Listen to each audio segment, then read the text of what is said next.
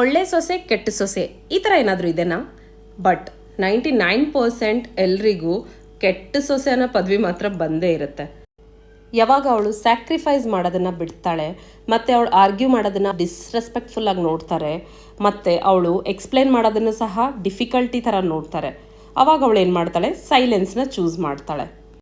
ಅವಾಗ ಏನಾಗುತ್ತೆ, ಅವಳು ಮೊದಲಿಗಿಂತ ಕಡಿಮೆ ಮಾತಾಡೋದಕ್ಕೆ ಸ್ಟಾರ್ಟ್ ಮಾಡ್ತಾಳೆ ಅಲ್ವಾ. ಆ್ಯಂಡ್ ಎಕ್ಸ್ಪ್ಲೇನ್ ಮಾಡೋದು ಬಿಡ್ತಾಳೆ, ಮತ್ತು ತನಗೋಸ್ಕರ ಫೈಟ್ ಮಾಡೋದು ಸಹ ಬಿಟ್ಟು ನಿಜ ಸೈಲೆಂಟ್ ಆಗ್ತಾಳೆ. ಸೊ ಇದರಿಂದ ಏನಾಗುತ್ತೆ? ಡಿಸ್ಟೆನ್ಸ್ ಕ್ರಿಯೇಟ್ ಆಗುತ್ತೆ. ಅದು ಅವಳ ಮೆಂಟಲ್ ಹೆಲ್ತ್ಗೋಸ್ಕರ. ಆವಾಗ ಮನೆಯಲ್ಲಿ ಎಲ್ಲ ರೀತಿ ಡ್ರಾಮಾಗಳು ಸ್ಟಾರ್ಟ್ ಆಗುತ್ತೆ.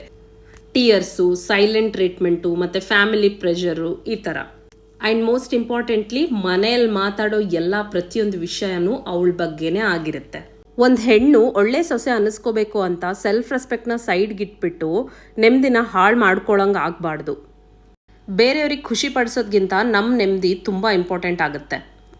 ಯಾಕಂದರೆ end of the day it's only about you. ನೀವು ನಿಮ್ಮ ನೆಮ್ಮದಿನ ಕಾಪಾಡ್ಕೊಳ್ಳೋದ್ರಲ್ಲಿ ತಪ್ಪಿಲ್ಲ, ಹಾಗೆ ನೀವು ತಪ್ಪು ಸಹ ಮಾಡ್ತಿಲ್ಲ.